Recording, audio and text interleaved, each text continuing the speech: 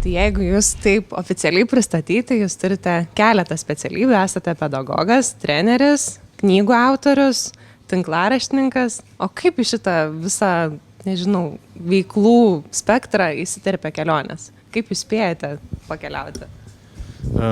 Į kelionės mane įterpė mano žmona, nes mano didžiausios ir pačios gražiausios kelionės yra 3 kelionės į Afriką, į Namibiją.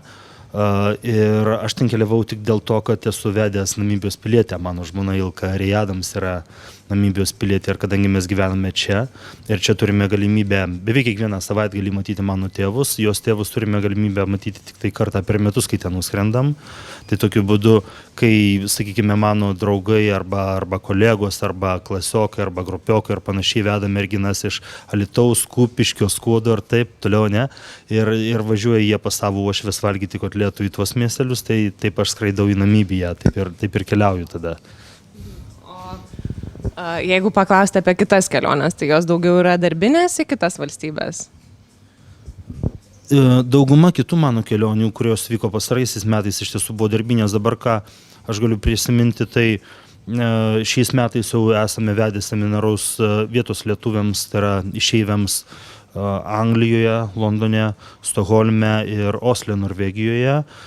Dar pastarosius kelerius metus vieną kartą skridau į Izraelį, bet ten buvo irgi tokia, galima sakyti, darbinė kelionė, tik tiek, kad tas darbas malonus, nes turėjau fotografuoti savo motyvacinės knygos Pasiek savo tikslą viršelį ir simboliška buvo tai, kad knyga yra motyvacinė, o viršelį fotografavome žemiausiame pasaulyje taške prie negyvosios jūros, tas taškas esantis, ta vieta yra žemiausias pasaulyje esantis taškas. Ir tada dar prisiminiau, kad šių metų birželio mėnesį skridome irgi savaitę į Portugaliją.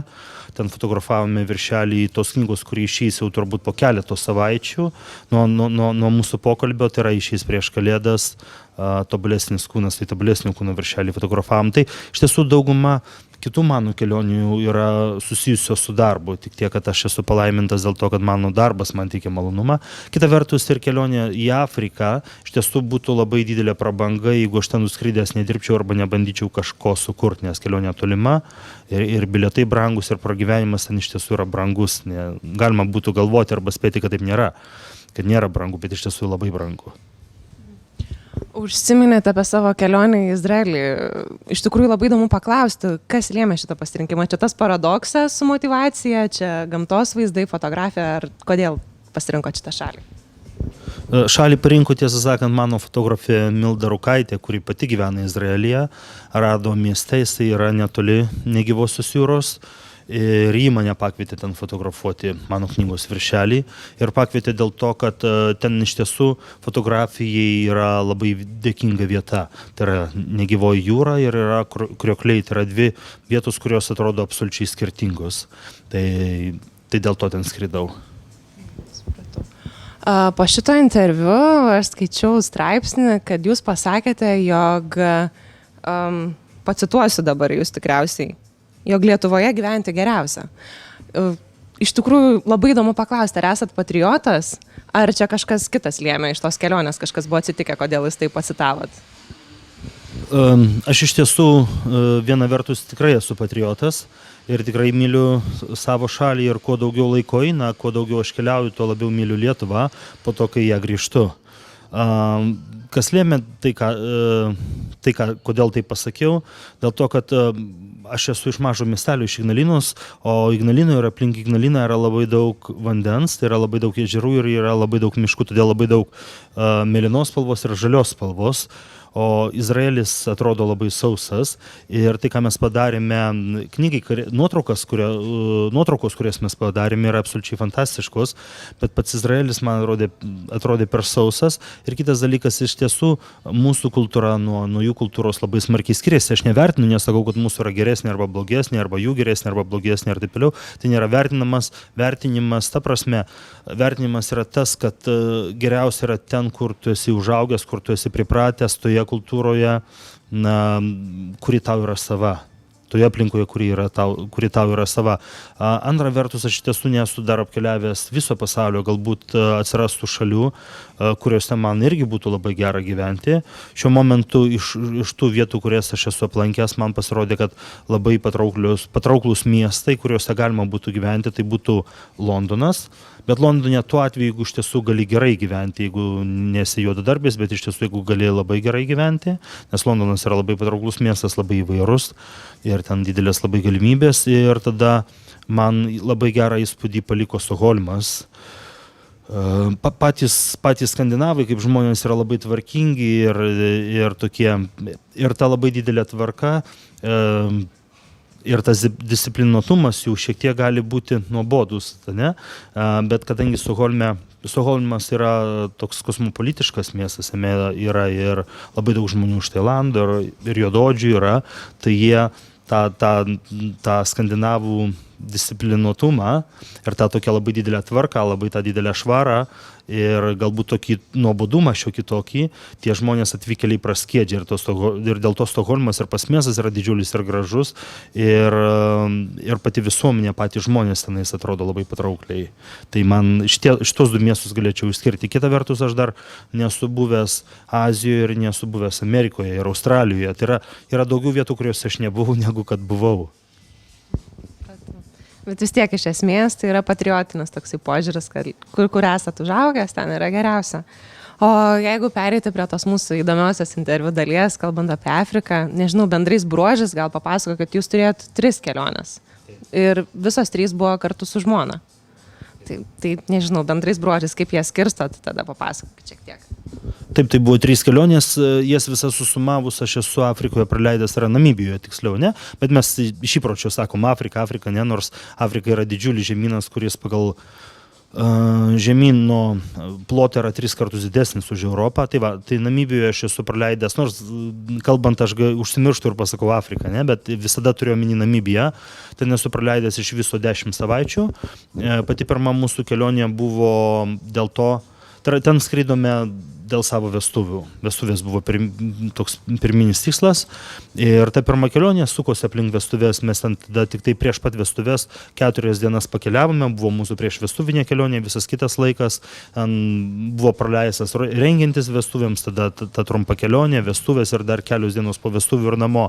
Tai pačios pirmos kelionės metu aš labai daug nepamačiau. Aš šiek tiek tik tai susipažinau, pamačiau kelias įspūdingiausias vietas Namibijos, tai yra Etošo nacionalinis parkas ir tada vandenynas ir dykuma. Šitas vietas pamačiau.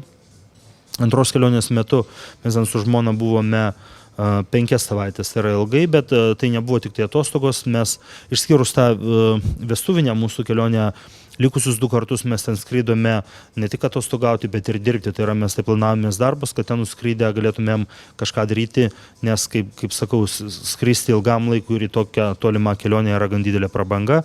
Tai mūsų antros kelionės metu mes ir keliavome daug ir kaip tik tuo momentu baiginėjome vieną iš savo knygų, todėl knygą rašėme abu kartu ir 3 kelionės metu irgi lygiai taip pat. Tik tai, kad mes 3 kelionės metu stengiamės jau keliauti ten, kur nebuvome pirmus 2 kartus.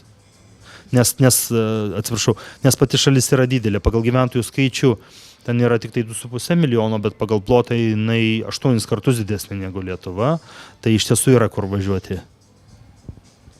Paminėjot savo, nežinau, tikriausiai pačią gražiausią gyvenimo šventę, tai jeigu mūsų klausys merginos, man atrodo, jom visom labai labai bus įdomu išgirsti, kaip viskas tenais atrodė ir kokių tradicijų turėjot, ko nebūtų niekas neišvysta Lietuvoje.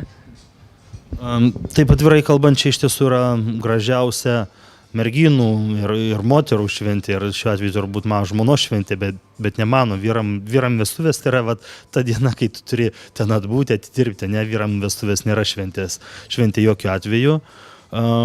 Iš tiesų, kažkokių tokių išskirtinių tradicijų, kad vestuvės būtų labai skirtingos nuo to, kokios jos vyksta Lietuvoje, nebuvo. Nebuvo dėl to, pirmiausia, kad religija mano žmona ir jo šeima yra evangelikai liuteronai. Tai vis tiek yra krikščionys, jie nėra katalikai, bet jie yra krikščionys ir dėl to pirmiausia religija nėra iš esmės skirtinga. Ne? Toks esminis skirtumas galbūt buvo tas, bet ir Lietuvoje dabar tai daroma, nes dabar pagal įstatymą tai galima vestuvės daryti Lietuvoje irgi po atviru dangumi.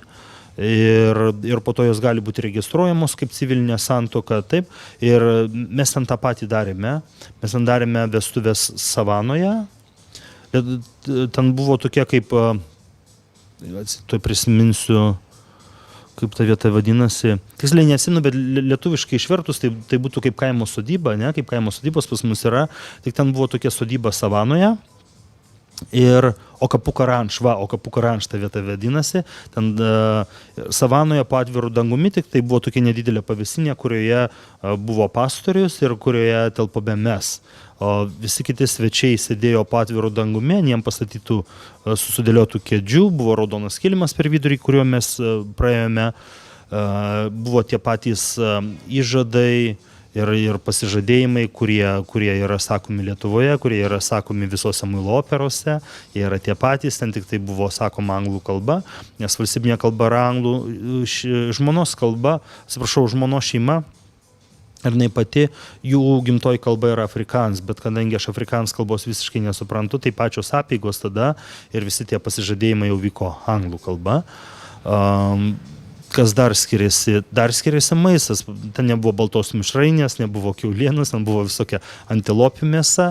Bet čia jau tokie skirtumai, kurie yra daugiau nulemti geografijos, skirtingos geografijos, ne? Nes yra skirtingas gamtovaizdis ir skirtinga mėsa laksto pas jos laukuose ir pas mus tvartuose.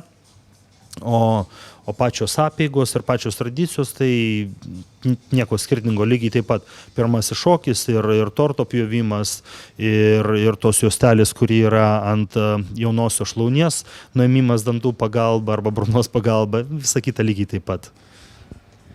O jeigu kalbėti, kai jūs pradėjote abudu kartu keliauti, man atrodo ir šita paskutinė kelionė, jinai buvo tokia, kad egzotinė labiau, kad jūs keliavot ir dirbot kartu, aš kaip suprantu. Taip.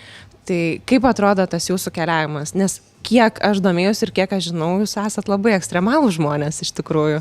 Nes vienam interviu jūs buvot paminėję, kad jūs keliavote su paprastu Volkswagen Polo, kai tuo tarpu visi kiti žmonės, jie pasiema gidus, kad jie jaustųsi saugus, jie keliauja su džipais, o jūs tiesiog pasirinko tokią paprastą priemonę ir leidotės tiesiog absoliučiai į nuotykius.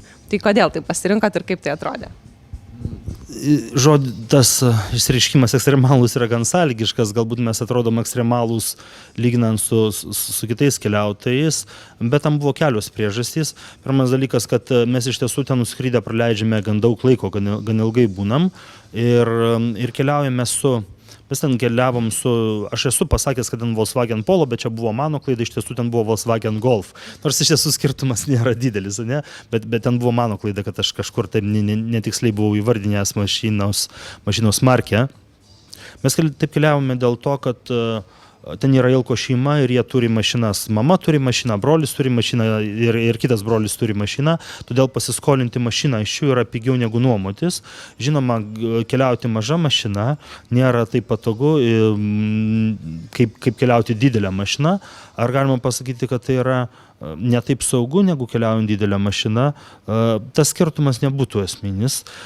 Keliaujant po nacionalinius parkus, po savaną, kuriuose yra laukiniai gyvūnai, jeigu tu neišlipi iš mašinos, tada gyvūnas tavęs netraktuoja kaip grėsmės ir jisai tavęs nepuola. Ir tada jau nesvarbu, ar tu sėdi mažame golfe ar didelėme kokiame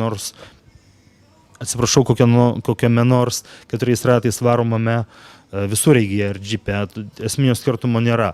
Sunkiau yra tik tiek, kad kai važiuoji Volkswagen Golf, kurio yra gražus dideli ratlankiai ir labai, labai plonos padangos, kai važiuoji žvyrkeliu labai smarkiai krato, todėl toks yra įspūdis, lyg važiuotų mašina, kuri neturi padangų, tik tai su ratlankiais. Tik tiek yra nepatogu.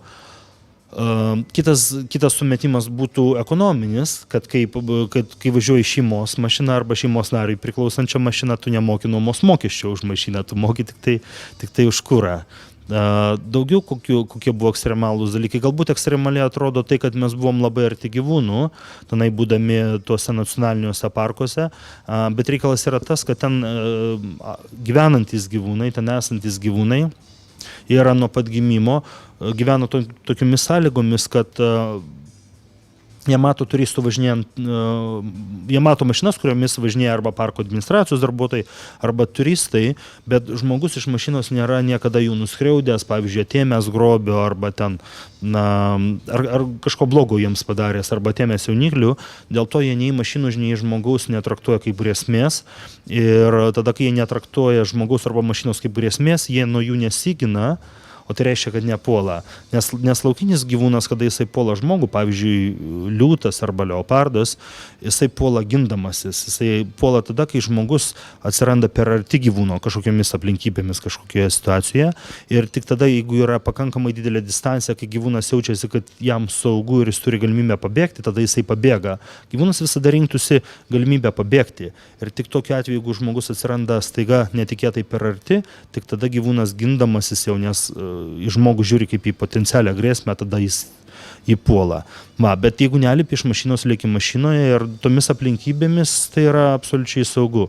Kitas galbūt ekstremalus dalykas, toks labiau sportinis, yra tas, kad kiekvieną kartą nuvykę mes lipome į stačiausią ten dykumoje esančią kopą ir lipome toje vietoje, kur yra, tai yra į aukščiausią kopą, bet visada lipome toje vietoje, kur yra pati stačiausia, kurioje nepatogiausia, ta vieta, kurioje nepatogiausia lipti, ir šį kartą irgi tai darėme, trečią kartą būdami darėme mano 35 gimtadienio dieną, tai yra man kai suėjo 35, tą rytą Ilka mane pažadino ir sako, dabar važiuojam patikrinsim, ar tu jau sensti. Aš dar nesenstu. Aš lygiai, man atrodo, kad aš šį kartą užlipau greičiau negu prieš vestuvinės kelionės metu, kai man buvo 33 metai. O šiaip ar yra tekę turėti kažkokį kontaktą, kai jau nebesijautėte abudu saugus su laukinė gamta? Arba šiaip yra nežinau, esat pagavę tą tokią azartą, pasidaryti asmenukę su vienu iš didžiojo penketo ar kažką tokio? Jūs kalbate, Monika, klausite apie gepardus, ne, kai mes ten asmenukę darėme su gepardais, galbūt apie tai klausite, ne? Iš tiesų, šiaip su laukiniu gyvūnu, visiškai laukiniu gyvūnu, nei tu arti prie jo negali būti ir asmenukės negali su jo pasidaryti jokių būdų. Prašiausiai prie jo niekada taip arti neprieisi. Tos asmenukės ir tie video, kuriuos mes ir nusifotografavome, ir nusifilmavome su gepardais, ten buvo kita istorija, tai yra gepardai, kurie yra nuo gimimo prijaukinti ir jie užauginti žmogaus. Konkrečiai tų dviejų gepardų, su kuriais mes filmavomės ir fotografavomės, beje, kaip tik prieš šitą mūsų susitikimą su jumis, prieš tą pokalbį, vakar aš kaip tik mėgėjiškai, bet sumontavau tos video klipukus, kur aš su jais nusifilmavau ir mažmana su jais nusifilmavo ir kartu nusifilmavome ir šiandien patalpinau ir į YouTube, ir į Facebooką, tai ten jau šiek tiek ilgesnis tas klipas, galima pamatyti, kaip iš tiesų tai atrodė, bet reikalas yra tas, kad tie gepardai, ten buvo dvi patelės, kuomet jos gimė, buvo kažkaip nustatyta, nes laukinės katės, kadangi jų nėra daug, jos yra sekamos ir prižiūrimos, kad jų motina serga kažkokiu gepardiniu diabetu. Gyvūnai irgi turi įvairias ligas ir sirgdama tuo diabetu, nesimenu aš tikslaus jo mokslinio pavadinimo, bet ten kažkoks gepardinis diabetas, jinai negalėjo duoti pieno, tai reiškia, kad jinai negalėjo jauniklių maitinti ir todėl jų likimas buvo arba likti su motina ir žūti, tai yra mirti badu, arba žmonės galėjo juos priglausti ir užauginti. Ir tuo atveju taip ir buvo, kad praėjus nedaugiau negu 24 valandom po jų gimimo žmonės juos priglaudė ir tam rezervate užaugino ir jie yra nuo pat mažų dienų, nuo pat savo pirmų dienų pripratę prie žmogaus, dėl to žmogaus jie nepuola. Ir tas dalykas, kur mes nusifotografavom ir nusifilmavom, vadinamas yra cheetah walk. Tai yra pasivaikščiojimas su gepardais, kai tu vaikštai su tai žmonių prijaukintais gepardais, jie paleidžiami savanoje, didelėje teritorijoje, atviroje, ir tu eini su jais, tiesiog eini su jais, jie eina pirmi, nes jų nepaprašysi arba iki dešinę, arba į kairę, jie eina ten, kur jie nori, sustoja kur nori, ten paguli kur nori, po to vėl eina ir tu seki juos ir buvo taip, kad ta diena buvo labai karšta ir gepardai nebuvo nusteikę labai ilgai vaikščioti, dėl to, kad buvo karšta ir tai buvo vidurdienis, paprastai plėšrūnai, esant dideliam karščiui, jie ieško medžių pavėsio ir slepiasi tada nuo saulės ir jie tada ten staptelėjo ir tada ten turėjome galimybę su jais nusifilmuoti, selfius pasidaryti, bet tai buvo absoliučiai saugu. Išskyrus galbūt tos atvejus, jeigu pats pradėtum kvailai elgtis. Bet mes jau žmonės išslavinę, jau netokie jauni, jau taip nedarome.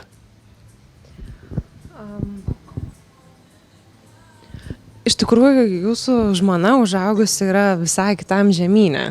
Nors jinai auga sostinėje, kiek aš žinau, bet aš manau, jinai vis tiek kultūriškai šiek tiek skiriasi tikriausiai jūsų požiūriai. Man labai įdomu, ar jinai išmokė jūs, nežinau, pažiūrėti kažkaip gyvenimą, kad, tarkim, nekvailiojam, čia ramiai reikia padaryti, čia yra gyvūnai. Kelionių metu teko iš jos kažko išmokti?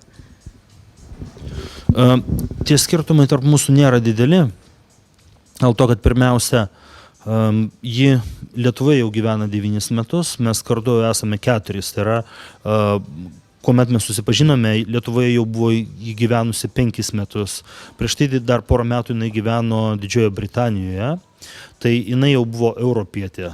Tai yra, jinai būdama jauna iš karto po vidurinės mokyklos baigimo, jinai iš karto persikraustė į Europą, nes jinai norėjo, svajojo gyventi Europoje. Nežinodama netgi, kas ta Europa yra, bet jinai turėjo tokią svajonę ir jinai buvo tokia europietiška. Ir kitas yra dalykas, jo šeima. Jie yra afrikiečiai, bet ypatingai tėvelis yra labai tokios europietiškos kultūros. Atsiprašau. Ir dėl to jokių esminių skirtumų, tokių kultūrinių skirtumų nebuvo. Ten tik tai jinai mane įspėja, kur turėčiau būti atsargesnis, dėl to, kad ji geriau žino savo šalį, geriau žino kultūrą ir ten dažniau atsargesnis turėjo būti ne su gyvūnais, nes apie gyvūnų elgesį gali žinoti daugiau iš tokio bendro išslavinimo, bendro supratimo, bendro gyvenimo ir pasaulio suvokimo. Galiausiai aš gyvūnais domiuosi daugiau negu jį domisi. Aš nuo pat vaikystės, nuo mažų dienų labai domėjausi gyvūnais ir aš turėjau tokią knygą, jinai vadinosi tokia kaip enciklopedija, gan paprasta gyvoji gamta. Ir aš ant popieriaus piešdavau visus gyvūnus, pieštukais tada juos iškarpydavau iš popieriaus ir tada turėdavau tokius kaip žaisliukus ir su jais žaisdavau. Tai aš nuo mažų dienų daug žinau apie gyvūnus. Tai apie gyvūnus jai mokyti manęs neteko, jinai mane daugiau mokė ir įspėjo, kaip elgtis gatvėje, viešoje vietoje, tenai su vietiniais žmonėmis, ypatingai kurie prieina, kažką siūlo parduoti ir taip toliau, arba siūlo kažkokias paslaugas. Ten yra daugiau tokių slidžių dalykų, kur būdamas turistas, arba būdamas geranoriškas, arba pasitikėdamas žmonėmis gali būti apgautas, apvogtas ir panašiai. Tai tose vietose jinai mane daugiau įspėjo. Labai įdomu sužinoti konkrečiau, ar yra tekę susidurti, nusvilti, kalbant apie kultūrinius skirtumus tada tarp žmonių, tarp Namibijos ir tarp Lietuvos.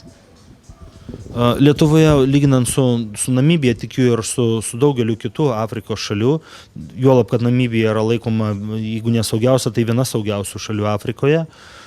Lietuvoje jautiesi ypatingai saugus ir gali jaustis labai atsipalaidavęs, dėl to, kad Namibijoje tu negali palikti jokių savo daiktų, toliau negu per ištiestos rankos atstumą, netgi būdamas mieste, kur yra viešas baseinas, ne, tu viską tampaisi paskui save. Tarkime, esi prie baseino ir guli ir deginiesi kažkur, bet tada nori pasimaudyti, tai nepalieki savo kuprinės ten, kur yra tavo rankšluosis, bet kuprinę prisitempi prie baseino ir plaukiai šalia, pasistatai prie baseino krašto ir plaukiai šalia kuprinės. Tada išlipi, pasiimi kuprinę ir grįžti prie rankšluosčio. Arba kažkas turi likti prie rankšluosčio ir tada, sakykime, pasimaudyti einame pasikeisdami po vieną, dėl to, kad ten nėra tokių daug žiaurių arba didelio masto nusikaltimų, bet labai daug smulkių vagysčių ir smulkių apgaulių. Aš buvau apvogtas prabangiausiame sporto klube šalies sostinėje. Buvo išlaužta mano spintelės persirengimo kambaryje spinelė ir pavogti mano daiktai.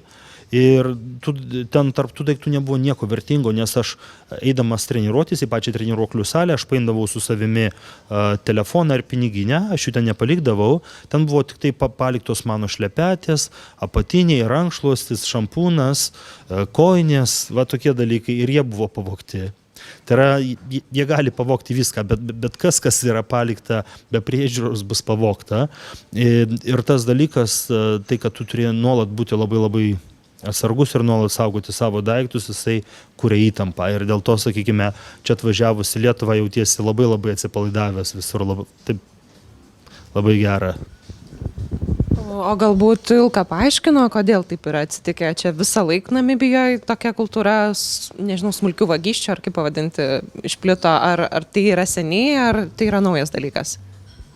Čia nėra kultūra, čia yra tokia socialinis reiškinys, yra tokia problema ir ta problema yra dėl to, kad yra daugybė žmonių, kurie gyvena tos žemiau vadinamos skurdo ribos. Tai yra daugybė juodaodžių žmonių, kurie turi arba neturi išsilavinimo, arba turi labai menką išsilavinimą ir dėka to arba neturi pajamų, arba turi labai labai mažas pajamas. Dėl to taip yra, nes pragyvenimo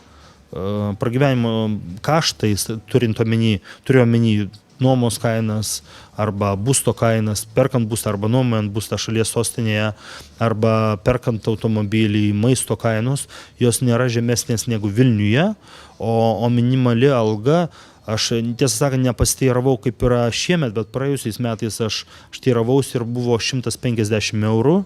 Minimalią algą gauna didžiulė masė žmonių ir tie žmonės, kurie dirba už tą minimalią algą, kadangi jie iš jos nepragyvena, jie neturi išsilavinimo, dažnai ir, sakykime, tada ir jų vertybės arba teisingumo suvokimas irgi kenčia, jie ir vagiliauja.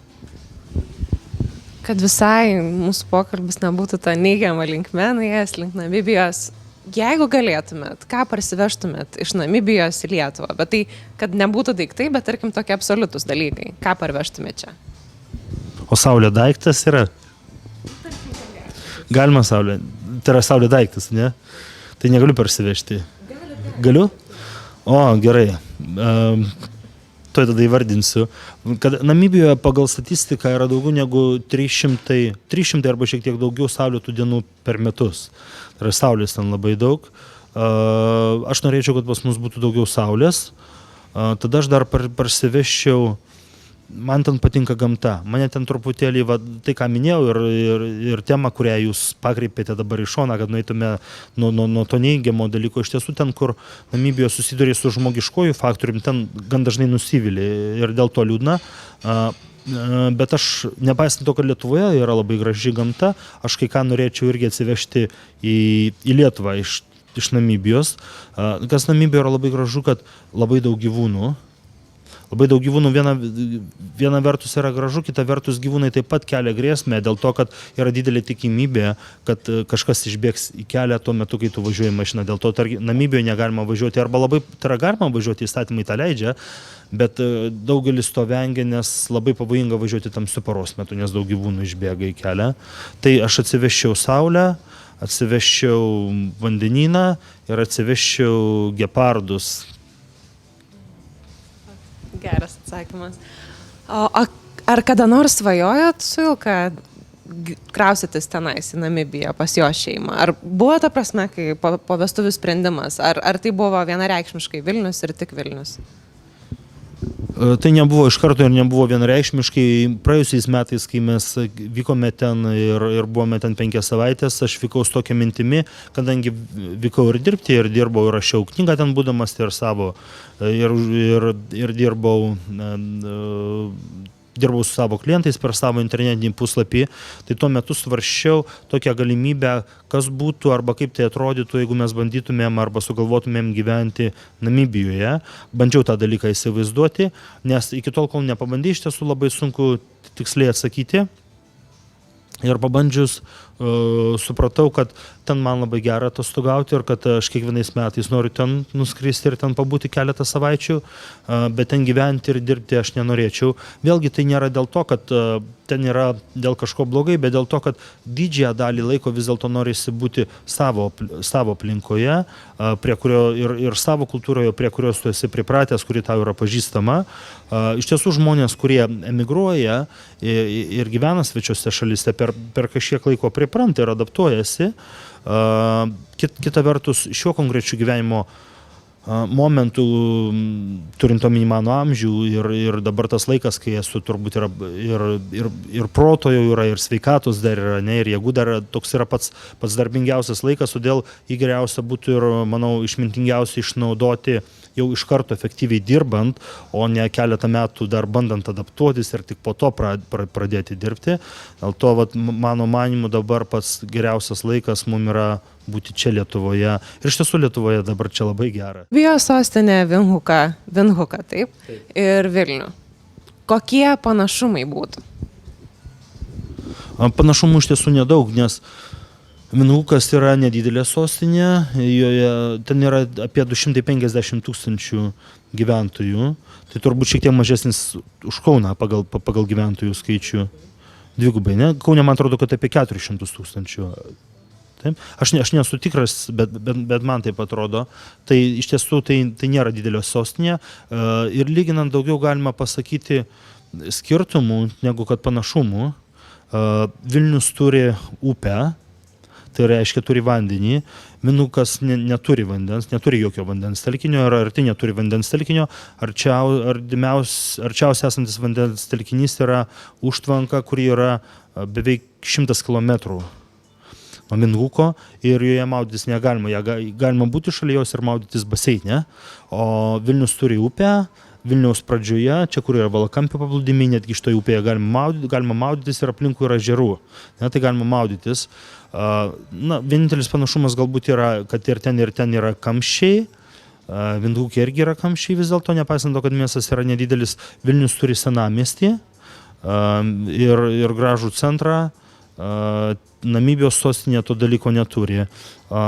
Tiesa, kas ten yra gražu, kad tas miestas yra kosmopolitiškesnis, ten yra, kadangi yra daugiau rasų, vien turiuomenį yra baltųjų rasė, yra spalvotųjų rasė, yra juodųjų rasė ir taip pat yra nemažai žmonių, tai yra indų nemažai ir yra labai daug tailandiečių. Tai toksai miestas turi, kalbant apie gyventojus, miesto turi daugiau spalvų ir daugiau įvairių išvaizdų, tai akiai tas yra malonu.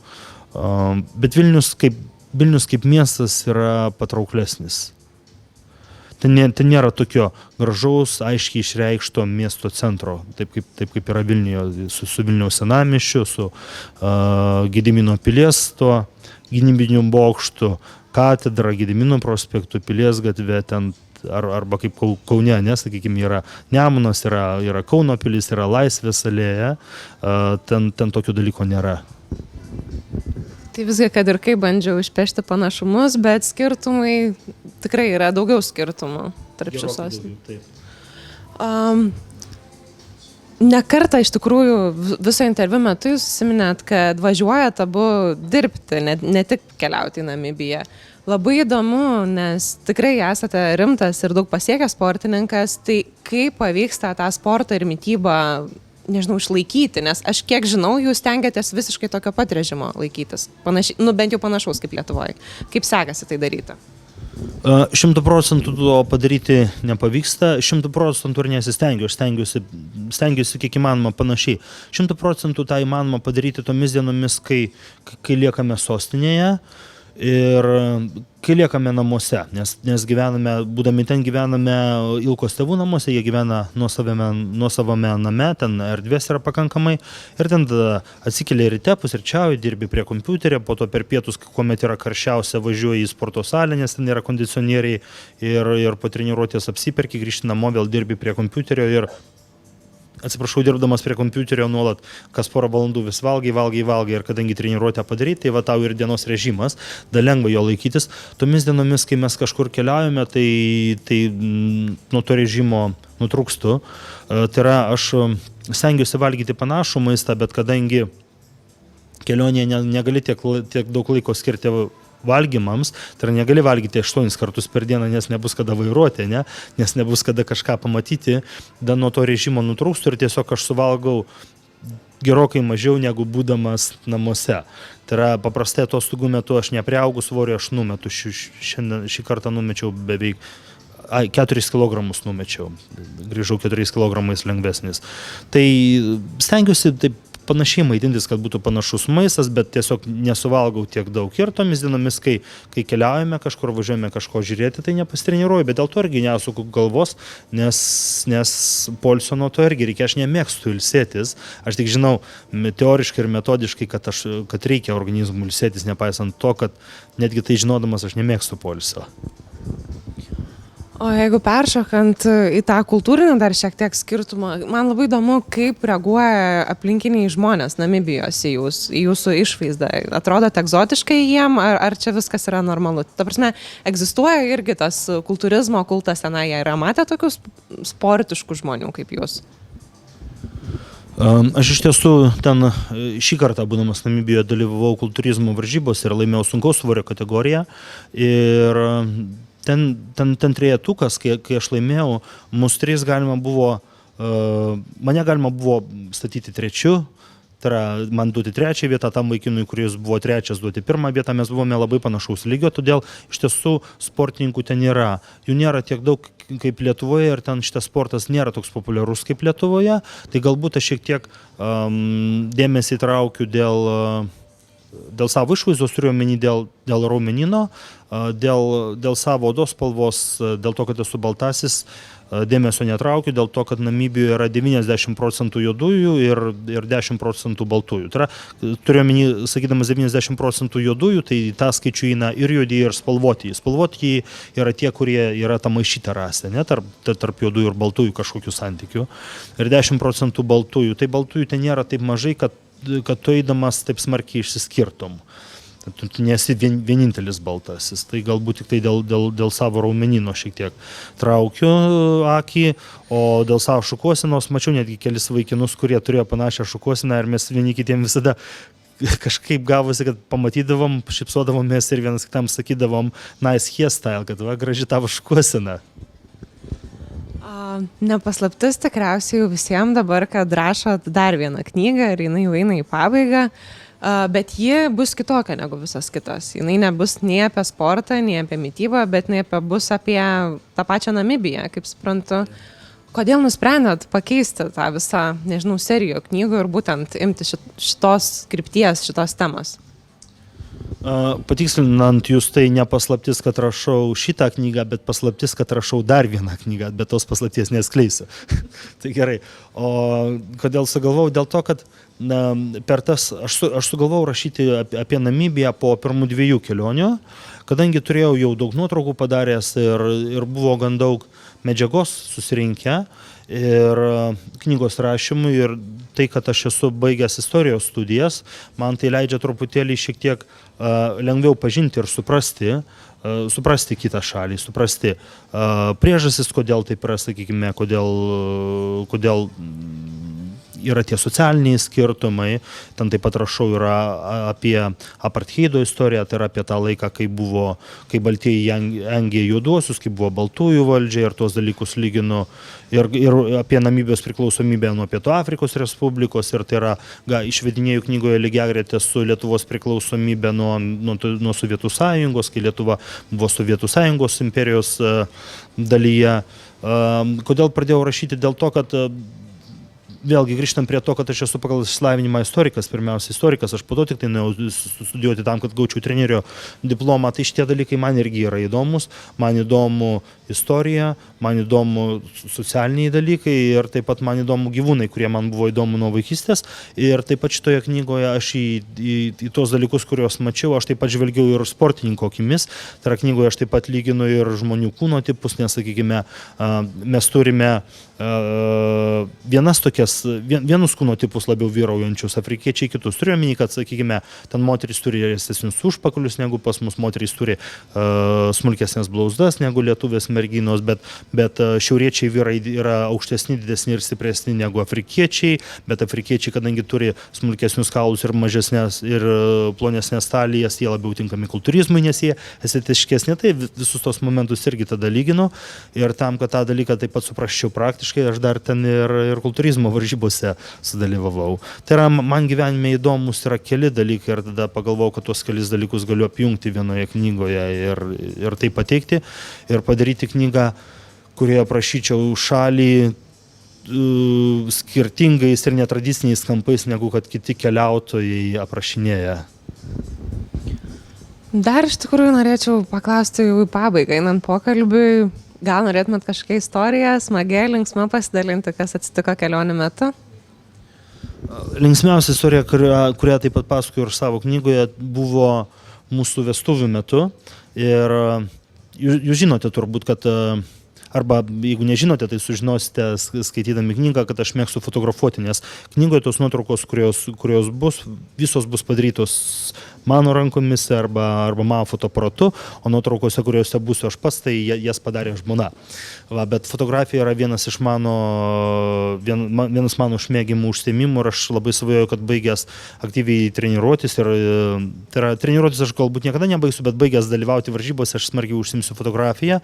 Ir ta istorija yra susijusi su fotografija, kai mūsų vestuvėms buvo užsakyta fotografija, tai yra pasamdyta fotografija, aš net nepatikrinau nei kas jinai yra, nei kokio meistriškumo, nei panašiai, nei kokio lygio, nei kokias nuotraukas jinai yra prieš tai padariusi. Tiesiog žinojau, kad yra fotografija, vestuvių metu turėsime fotografę, nes ją rado mano uošvinė, tai yra Ilkos mama. Ir vestuvių metu aš sėdžiu pačios ceremonijos metu ir laukiu nuotakos ir atbėga moteris, atsistoja priešais mane, ištraukia muilinę ir pradeda sublikstę kalt. Ir aš suprantu, kad tai yra mūsų vestuvių samdyta fotografija. Tai yra tokio lygio fotografija, kuriai galėtų būti tiesiog pusseserė arba klasiokas koks nors, kuris išsitraukia mobilų telefoną, su tokį pažangesnį, su geresnė kamera ir fotografuoja, ir tai yra vestuvių fotografas. Ir tiesą sakant, kelias jas nuotraukas mes esame pasidarę, bet man atrodo tik tai 2 ar 3 nuotraukas, nes visos likusios buvo siaubingos. Ir mūsų vestuvių nuotraukas darė Ilkos pusbrolis su mano fotoaparatu, nes aš visada, kai būdamas turistas, aš visur vežiausi savo fotoaparatus ir net vykdamas į savo vestuvės irgi atsivežiau fotoaparatus kaip ligonis, nes man fotoaparatas buvo kaip mano kūno dalis, kurio aš niekur negalėjau palikti. Tai jam daviau savo fotoaparatus ir jisai fotografavo mūsų vestuvės, o pačią vestuvių fotosesiją, kur mes esame dviese su Ilka, darė Ilkos geriausia draugė. O aš buvau tų nuotraukų režisierius. Tai yra nuotraukos mūsų vestuvinės, kurios netgi buvo paskelbtos žiniasklaidoje, buvo padarytos tokiu būdu. Tai yra mes sekančią dieną po vestuvių, aš pasodindavau Ilką kur nors va taip ant fotelio, kaip jūs sėdite, už jos pastatydavau jos draugę, sukomponuodavau kadrą, iš kur turi būti nufotografuota, po to su jos drauge apsikeisdavau vietomis, jinai paspausdavo užrakto mygtuką, ir tai būdavo nuotrauka. Po to keliavom prie kitos nuotraukos ir tai buvo padaryta mūsų vestuvių fotosesija, dėl to, kad aš nesugebėjau patikrinti, kokia fotografija buvo pasamdyta.